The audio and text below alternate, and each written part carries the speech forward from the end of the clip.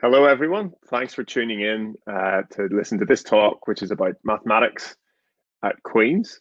My name's Dr. Andrew Brown. I'm a lecturer in the School of Maths and Physics. And I myself actually did a degree at Queen's. I did the Applied Maths and Physics degree. So I was a student on the degree courses that I'm going to be talking to you about today. And I myself attended an open day and conversion days and all sorts of things when I was trying to make my mind up about university. And my questions that I was trying to answer when I did that were twofold. One, I was trying to choose between maths and physics. In the end, I chose to do both. And the other thing I was trying to decide was I was trying to choose between Queen's and other universities. And I'm guessing that most people watching this will be trying to make similar decisions. So my goal in this talk today is to provide you with the information to help you make those choices. So I'll be talking a little bit about why maths is a good choice over other degree subjects, and also why Queen's is a good choice as well. You can see my contact details are there. If you have any questions, please feel free to get in touch with me after you've watched the video. Hopefully I'll cover most of the information in the next half an hour. So the first thing I want to talk about, and this I talk about with all students I speak to, whether they're considering studying maths or anything else, is your motivation for choosing a degree subject. And the number one thing we're looking for in students, the thing we want them to choose, the reason we want them to choose maths, we want you to choose maths because maths is something that you enjoy. If you choose a degree subject based on what you think the job prospects are, or what your earning potential will be, or anything else like that, it can have a negative impact on your experience of the degree subject itself. I'll explain what I mean by that. We get a lot of people coming into studying maths because they know that it's a good degree subject if you want to go to work in finance. Okay, they know that you can make a lot of money working in finance, and so they come to study the maths degree, and then they find themselves sitting in a topology lecture or a quantum mechanics lecture, and they're asking the question, well, when am I ever going to use this in my job in finance? And so they actually miss out on the full breadth of what's on offer in a maths degree. And as I'll explain right at the end when I talk about what some of our graduates have gone on to do, actually it's some of the unfamiliar ideas, some of the unfamiliar topics in the degree which actually make it so valuable and are actually very employable and useful skills to pick up. Whereas if you come in to study the degree because it's something you enjoy, you're going to be able to engage with the full breadth of what's on offer, all of the various topics that are covered during a maths degree, and you will get a lot more out of it. The students who come in to study with us and they don't know what they want to do after their degree tend to perform much better because they engage with the full variety of what's on offer. They're motivated to do the work and the assignments, and they end up getting better degree results and usually better jobs in the end anyway. So the number one motivator for doing a maths degree should be that it's something that you enjoy. The second thing then I would just mention on that is maths is a subject for the curious. If you're curious about the way the world works, maths is, as philosophers have said through the ages, maths is the language in which the universe is written. So if you're interested in how the world works and how to solve problems in the world using that very powerful tool, mathematics, and you have that kind of curiosity, then maths is definitely the subject for you. Einstein himself said, I have no special talent, I am only passionately curious, and he's arguably the greatest mathematician of all time, perhaps. Okay. But the good thing with maths is just because you're choosing something that you enjoy doesn't mean you're kissing your career prospects goodbye. In fact, maths graduates have one of the highest employment rates of any degree subject in the world. I think currently people with maths degrees have the sixth highest rate of employment of any degree subject, and maths is behind things like medicine, veterinary science, dentistry, and so on, which have very clear siloed career options straight after the degree. With maths, you have this high employment rate, partly because you've got this huge variety of things that you can go into. You're not tied into one particular career. If you do an engineering degree, you're going to go and become an engineer. If you do an accountancy degree, you're going to go and become an accountant. With a maths degree, you can do either of those things and a whole lot more besides. So you're not restricted to any particular career option. And that doesn't just mean straight after your degree either. If you go and try something after your maths degree and you work at that for a year and you decide, actually, that's not for me, you're able to transition into a new career without having to go through the rigmarole of retraining or doing another degree. And that is going to be an incredibly valuable asset in the coming years in the way our economy is going. So the career prospects are fantastic. And the last thing about career with maths is because of what I've just mentioned, you're keeping your options open. You're not tying yourself down to any particular path just yet. You're keeping your options open. And perhaps there's things you haven't considered that are possible to do with a maths degree. But because maths provides you with this broad range of very employable skills and gives you a really solid grounding in things like logical thinking and critical analysis, it's a very valuable set of skills for employers. And so you're keeping your options open and actually opening up a lot more options that you might not have even thought about yet. Here's a diagram of some of the major sort of career areas for graduates coming out of a maths degree. I'll come back to talk about careers again at the end, but I just wanted to mention that this variety at the start, because I realized that careers is a big motivator for people choosing degrees right now. The ones that people seem to know about and tend to know about are in the sort of teaching sphere. Certainly when I was doing my degree, people asked me whether I was going to become a physics teacher or a maths teacher. It turns out I sort of did that, becoming a lecturer, but as you can see, there's a whole lot more besides teaching. The other area that a lot of people sort of think about when they think about maths is the finance sector, and certainly a lot of our graduates do go in to work in the finance sector. But you can see there's this whole range of things outside of that you might not have even thought about. We send maths graduates to work in industry, working for engineering companies and IT and software development, that kind of stuff. There's also a huge growth of people coming out of the statistics area and going to work for private companies and businesses, or even to work for the health service or the road service or other government agencies, where there's this huge demand for data literate graduates. So those are just some of the options. I'll mention careers again at the end. But for now, I want to switch gear a little bit and talk a little bit about why Queen's is a good choice for a maths degree. Every university you visit, if you go to visit universities or you watch these webinars online, people selling their institutions, they're going to say the same things. They're going to say, oh, our institution is an internationally recognized institution and we have world-leading researchers and excellent quality teaching and fantastic facilities and all the rest of it, okay? I'm going to say the same things about Queen's, so I'll rattle through it very quickly. Queen's is an internationally recognized institution. We have world-leading researchers here. We're part of the Russell Group, which are the top research-intensive universities in the UK, so that you know you're getting a real quality experience. We have really good quality people here, and I can genuinely say that some of my colleagues in the maths department are the world leaders in their field. They are the rock stars of quantum information or whatever the particular topic is. And the good thing about those quality people is it's not just that you're learning from them directly, but also the really good quality people they attract to work with them. So the PhD students and postdoctoral research assistants and collaborators that will come to Queen's and give seminars or take tutorials or that kind of thing, you're actually getting the benefit of that real quality that is here at Queen's. And the third thing that does for you is that it opens up research opportunities. So perhaps you haven't considered this, but at the end of your degree, you will be at the cutting edge of mathematics or applied mathematics or physics or whatever it is that your particular focus is in your degree. And we have a really good track record of attracting funding into the department to provide paid studentships for people who want to carry on and do research. And so there's a really good opportunity coming to Queen's and staying at Queen's for you to actually be paid to do a research project at the end. That is usually sort of a 3-year or 3.5-year stipend that you would get for that. One of the things I really want to stress in this talk as well is just the flexibility of our courses and the various things that we offer in terms of the range of material, so the topics that are covered during a maths degree, but also the flexibility to jump between different degree pathways. And I'll mention more about that later on. But Queen's is peculiarly good at this because we have a very broad range of expertise in our teaching, and that's informed by our research as well. So Queen's is an incredibly flexible degree and gives you a lot of flexibility even within the degree about what you choose to do. Just within the school, we have a really good support structure. So there's a lot of support for things like, you know, getting your homeworks done, and we have a peer mentoring scheme, and there's career support. There's a designated careers officer for mathematics who runs events throughout the year, brings employers in and helps people with getting connected with work experience and all the rest of it. But then also generally within the university, there's really good support structures, and Queen's is very good at this, providing support for students, running training for getting your CV up to scratch, for going to job interviews, all that sort of stuff.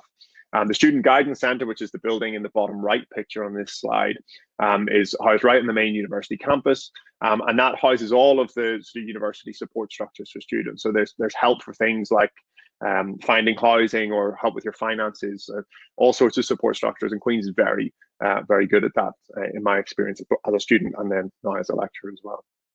One of the things I always mention in these talks, just to as a sweetener for people thinking about which university to go to, and we have a range of bursaries and scholarships which are available to students in the school.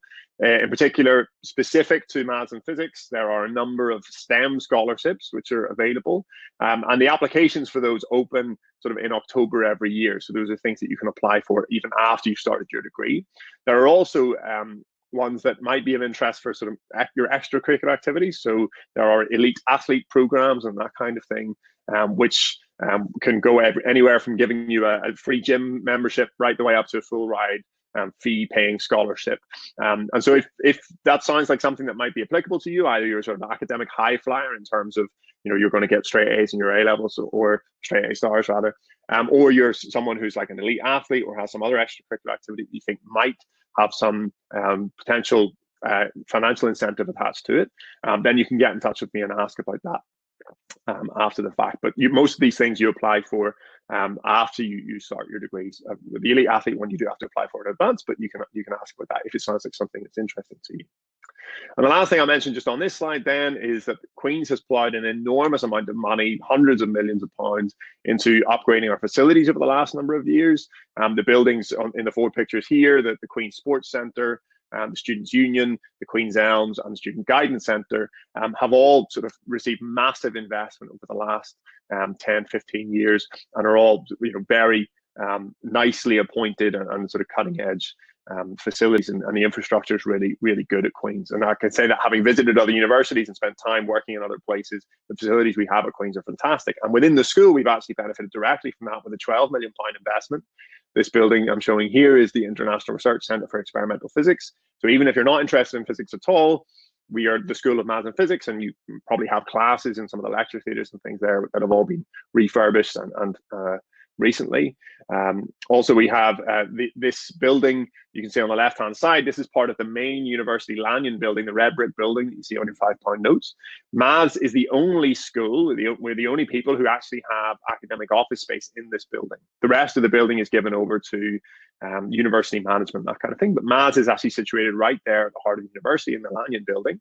And actually, if you do one of our 4-year courses, the MSci courses, you get an office in this building in your final year, which is really quite special. You get to sort of be right at the heart of university. Here it is from the other side. This is the main university quad. It's my office window up in the top left. It's kind of nice to come and work in that environment. That's all been refurbished for us recently. And as well as that, then, this is the Maths and Physics Teaching Centre. You can see the sign on there still says International Postgraduate Student Centre. That's what it was prior to it being sort of stripped out and refitted for maths and physics teaching. So in that building, we have large group lecture rooms, small group study rooms that you can book if you're working on a team project. There are computer labs and all of the experimental physics labs for levels 1 and 2. Our physics degree courses are housed in that building as well. So that's especially for us. And there's a social interaction area in there as well that we use for a lot of our social events. And it's really popular with students sort of going in there to work or to eat lunch together and that kind of thing. Last thing I'll mention about why Queen's makes for a good choice is this new thing that we've introduced.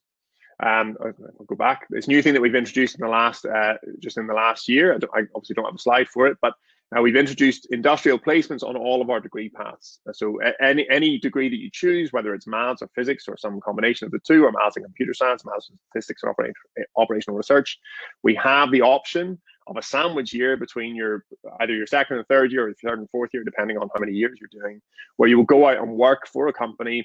That could be anything in the sort of catchment area of careers that will employ maths graduates. So that they will employ people. So that would be like technology companies, software companies, engineering firms, electrical firms, health service, road service, all those kind of areas. There's the option for you to go and do a year of paid work with them just to get some experience. And that sandwich year is something which we know is very valuable, and other universities have been offering. We've brought that in as not a formal part of our degree, and it's recognized as part of our degree. Okay, so that's all I want to say about Queen's for the time being. Now let's talk a little bit about maths and what maths is like. And just to mention, there will be another talk available where I talk a little bit about some of the, in more detail about some of the mathematics that is sort of interesting and inspiring. But for the purposes of this talk, I just want to mention the major areas of mathematics and explain a little bit about what they are, and to try and give you a sense of the kinds of things you'd be doing during your degree. So people ask this question when they come to open days. They say, what's maths like? I've heard this rumor that it's quite different from maths at school, and they're nervous about that. And the major reason that maths is different at university is because of this. And this is one of the 4 areas of mathematics that we teach at university: pure maths. Most of the mathematics that you've done up to this point, we would think of as applied maths.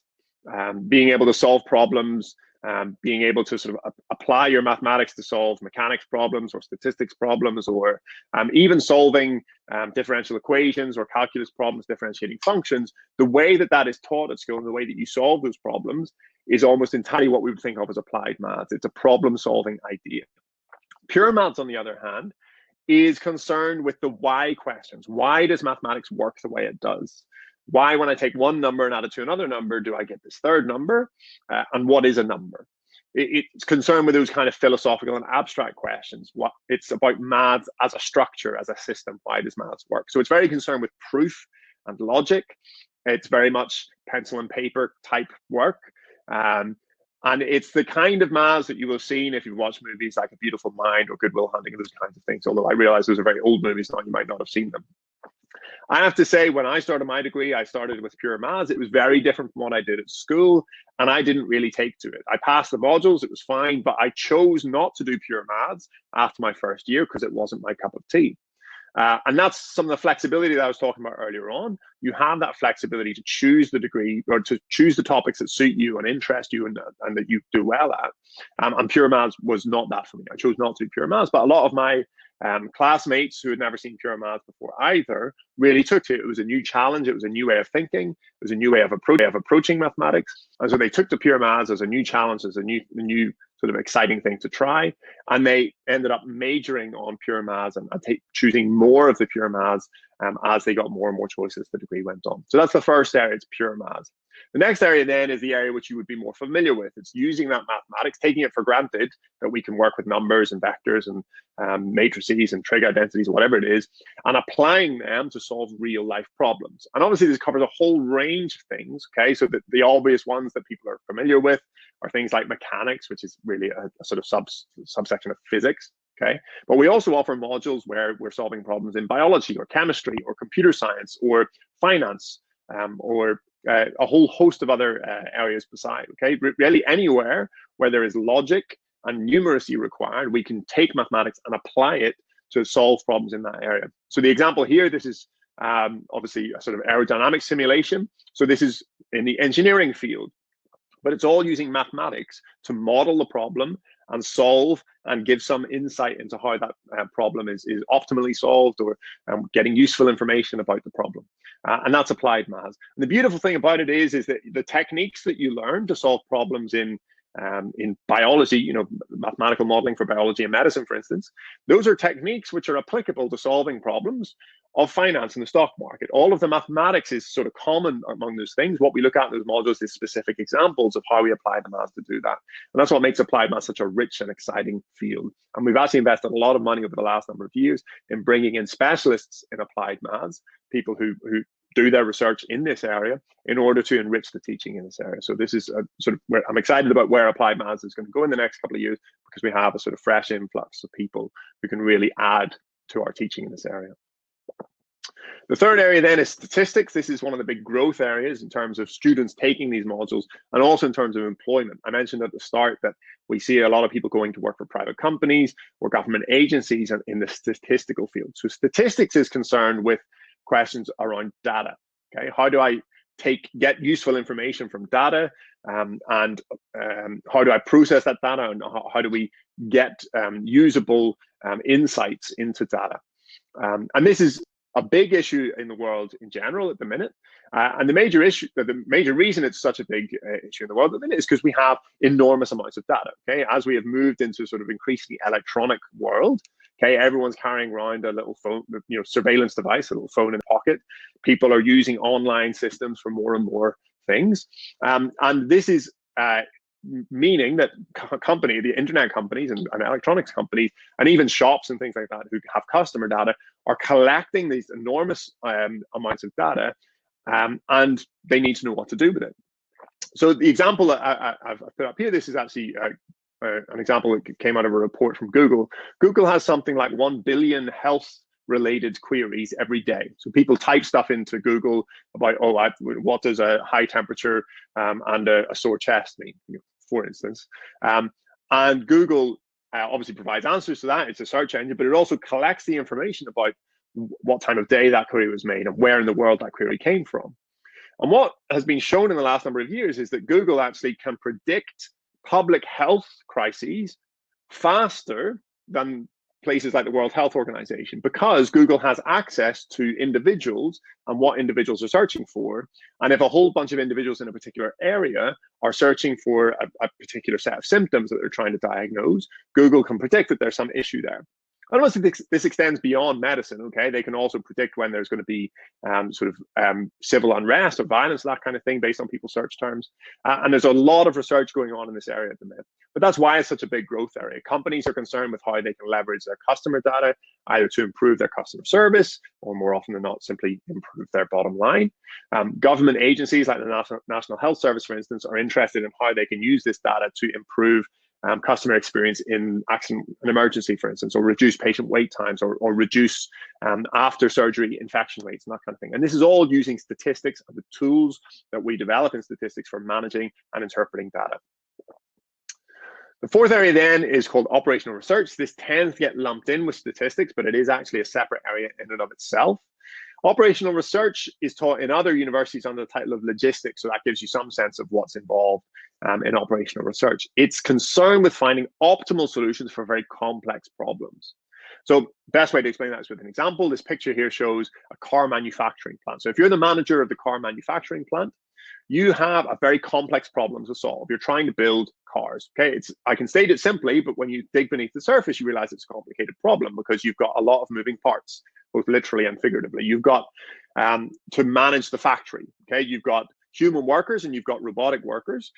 You have the availability of all the various parts, all of the various engineering considerations in the cars, the electrical systems, the hydraulic systems, the sort of fuel injection systems, the combustion systems. All of those things are variables in our system. And as well as that being a very complicated problem, it's not necessarily obvious what it means to solve that problem in the best way. Does it mean that we want to make the safest car that we can make? Does it mean that we want to make the most environmentally friendly cars to reduce the emissions? Does it mean that we want to make the best looking car or the fastest car or the sort of best car on average or whatever? There are lots of different ways that we could define the best solution to that problem. So obviously this is very complicated. There's not necessarily a nice clean way of just sort of deriving what the best solution is. Operational research gives us the tools for getting towards an optimal answer, for solving this problem in the optimal way. So operational research is the collection of ideas and tools and skills necessary to solve problems like this. And obviously this is an incredibly employable skill. And we send people who sort of major in operational research to work for places like the road service, where they're trying to manage these incredibly complicated systems and improve things like, simply by modifying the way the traffic lights work or the relative timings between green lights, you can get to solving problems. But obviously there are a lot of industrial applications to this, like the car manufacturing plant that I mentioned. So those are the four major areas under which we teach mathematics and in which we have research going on in mathematics at Queen's. But obviously you can add to your degree other subject areas as well. So we have joint honours degrees, mathematics with physics, mathematics with computer science, and even mathematics with French or Spanish. So if those are subjects you're interested in, we have degrees which will allow you to have aspects of those subjects mixed in as well. And you can find all that information out using the Queen's Course Finder or in the prospectus. And I'll mention a little bit about the flexibility between those different degree choices a little bit later on. I think this is probably my slide, which should have been in earlier about the year in industry. I've already mentioned that, but now having mentioned about mathematics and the various things that we offer, you can now see the sort of broad range of things and how this would feed into whether you were a person who was interested in statistics or operational research or applied maths or pure maths. So apologies for that not being in earlier on. So this is just a slide to mention about the various options. It can seem a little bit overwhelming because having explained to you these four different areas of mathematics and the other areas you can add into it, we're now going to add a layer of complexity on top of that because we now are also going to offer, you can have a 3-year course, a bachelor's degree, a BSc, or a 4-year course, which is an MSci or what we call an undergraduate master's. So you have this choice between mathematics or mathematics with statistics and operational research, or a joint honours degree like mathematics and physics. And then you have to choose, am I going to do 3 years or 4 years?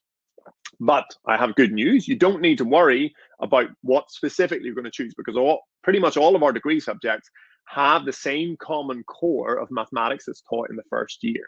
So if you apply, for instance, for the Applied Maths and Physics Joint Honours pathway, just as an example, and after the first year, you decide that you don't like physics after all, you can drop physics and just do a maths degree. You can switch from a joint honours onto a single honours.